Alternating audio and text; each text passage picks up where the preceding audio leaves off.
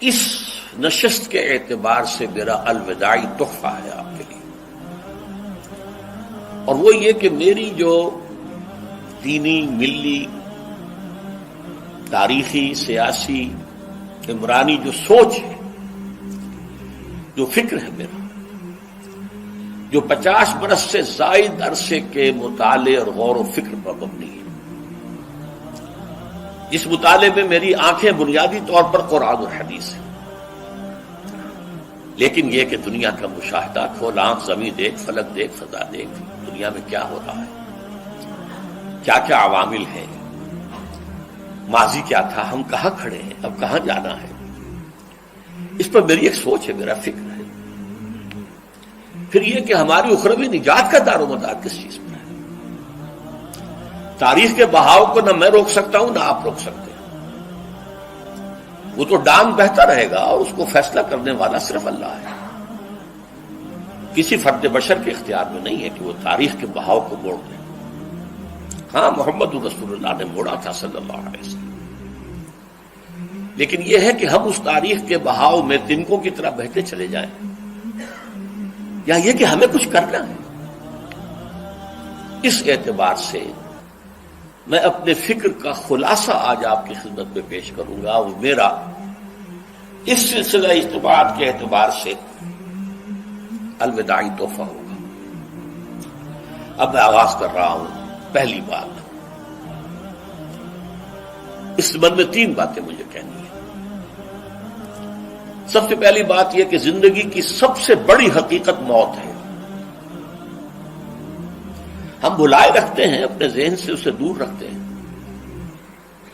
لیکن واقعہ یہ ہے کہ زندگی کی سب سے بڑی حقیقت موت ہے۔ خدا کے منکر پیدا ہوئے ہیں، لیکن موت کا انکار کرنے والا تو کوئی پیدا نہیں ہوا۔ اس لیے میں نے آیت آپ کو سنائی، کل نفس ذائقۃ الموت،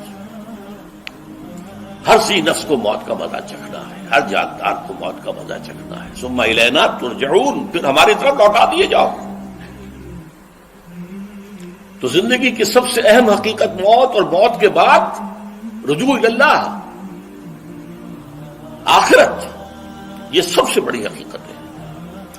ایک حقیقت سب مانتے ہیں، سب جانتے ہیں، دوسری حقیقت کے اوپر پردہ پڑا ہوا۔ میں نے اس اعتبار سے نوٹ کیا، یہ الفاظ قرآن میں 3 مرتبہ ہے، کل نفس ذائقۃ الموت،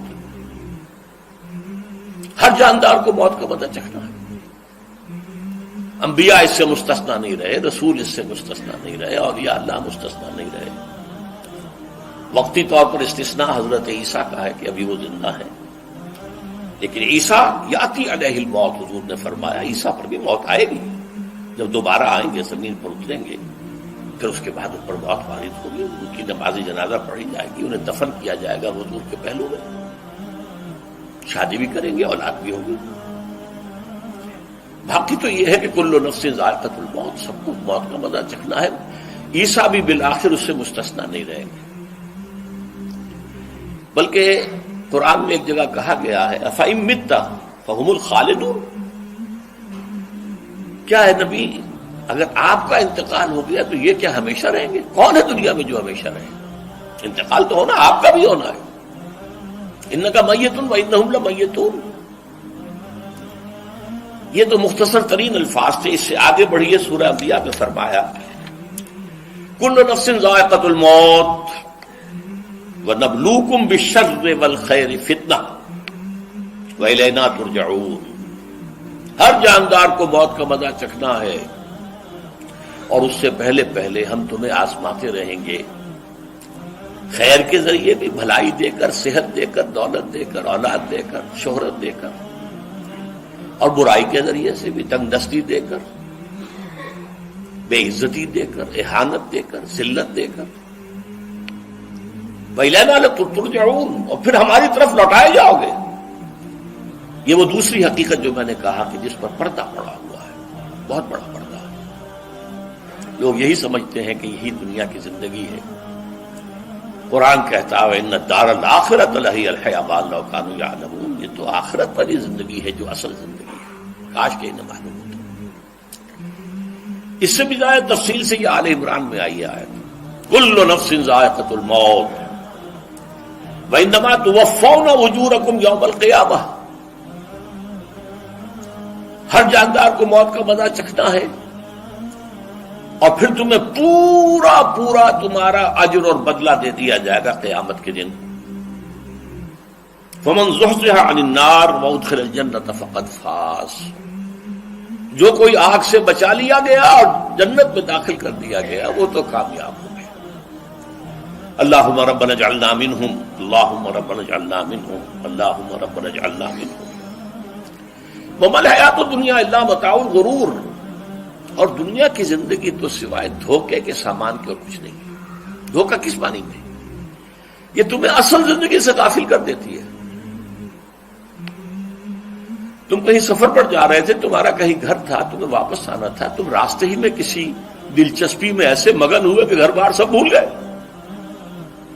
یہ تو تمہارا عارضی سا سفر تھا، تم نے اسی کو اپنی منزل بنا لیا، اپنا ٹھکانہ بنا لیا، تو دھوکہ دیا اس نے تمہیں۔ ویسے دنیا کی زندگی دھوکہ نہیں ہے، بڑی حقیقت ہے، اس لیے کہ حضور نے فرمایا انما الدنیا مزرعۃ الآخرہ، یہ دنیا آخرت کی کھیتی ہے، یہاں بو گے تو وہاں کاٹو گے، یہاں کچھ کمائی کرو گے تو وہاں اس کا بدلہ ملے گا۔ اس اعتبار سے دنیا بہت بڑی حقیقت ہے، ایک ایک لمحہ بہت بڑی قیمتی شے ہے، لیکن اگر یہ دنیا تمہیں آخرت سے غافل کر دے تو اس سے بڑا دھوکے باز اور کوئی نہیں۔ یہ اصل دجال ہے۔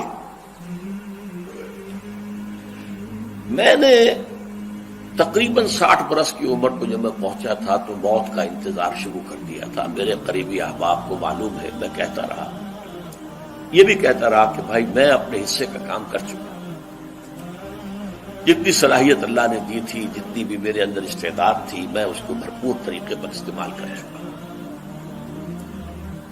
دم واپسی برسرے راہ ہے عزیز و اب اللہ ہی اللہ ہے، یہ میرا معاملہ رہا ہے 60 برس کی عمر سے۔ اس کے بعد اللہ نے مزید 14 برس دیے ہیں، یہ نافلۃ لک کے درجے میں کہتا ہوں، اس کا اللہ کا عطیہ خصوصی ہے، نفل ہے، ہمیشہ کہتا رہا ہوں۔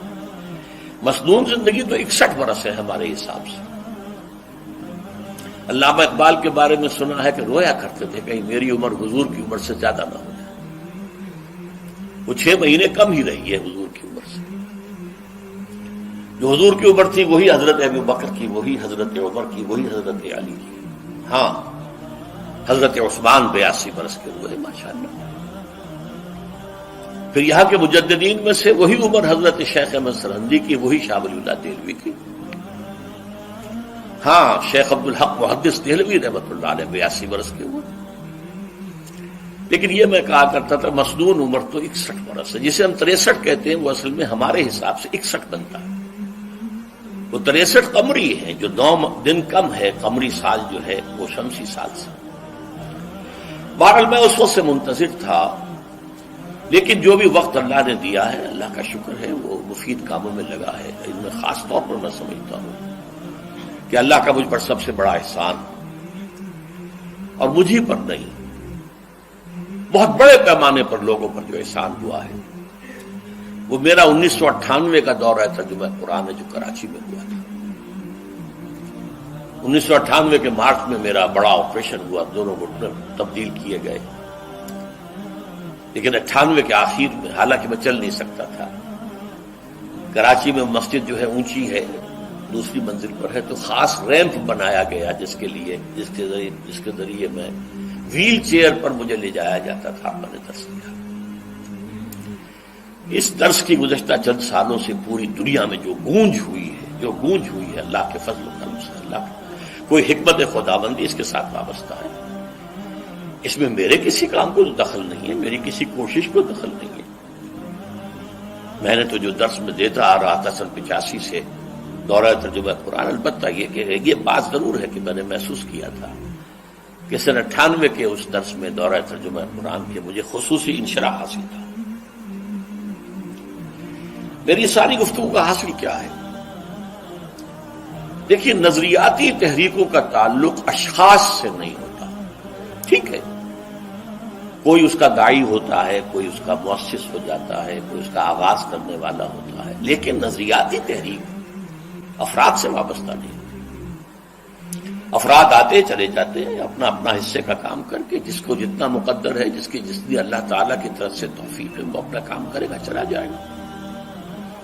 یہ چمن یوں ہی رہے گا اور ہزاروں جانور اپنی اپنی بولیاں سے بول کر اڑ جائیں گے۔ مبارک ہیں وہ لوگ جنہیں قرآن کی بولی بولنا نصیب ہو جائے۔ وَإِنْ يَحْسَبُ أَنِّي مِنْهُمْ، مجھے گمان ہے، اللہ کا فضل ہے کہ میں ان میں سے ہوں، میں نے قرآن کی بولی بولی ہے، اور قرآن مجید کو جیسا کہ وہ ہے ایز اٹ از، اپنے کو مذمومہ خیالات، اپنے کوئی ذہن سے زائدہ نظریات کو میں نے اس میں دخل نہیں دیا، جسے انگریزی میں آپ آبجیکٹیولی کہتے ہیں۔ خالص معروضی طور پر قرآن کو پڑھا، قرآن کو قرآن سے سمجھائے یا پھر سیرت رسول سے سمجھائے۔ میں لفظ سنت کی بجائے سیرت استعمال کر رہا ہوں۔ قرآن مجسم حضور تھے صلی اللہ علیہ وسلم، اور حضور کی سیرت اور حیات جو ہے وہ قرآن مجید کی اصل تفسیر ہے۔ یہ حقیقت بھی بہت کم لوگوں کے علم ہے۔ وہ احادیث کا نام تو لیتے ہیں، احادیث بھی ہے، سیرت بھی تو احادیث ہی سے ہمیں ملتی ہے، لیکن میں خاص طور پر سنت کی حدیث کی بجائے سیرت کا استعمال۔ قرآن کی دو سورسز ہیں، قرآن خود اور سیرت رسول صلی اللہ علیہ وسلم۔ دین کی بات پھیلانا صدقہ جاریہ ہے، ثواب کی نیت سے ویڈیو کو شیئر ضرور کیجیے۔ جزاک اللہ۔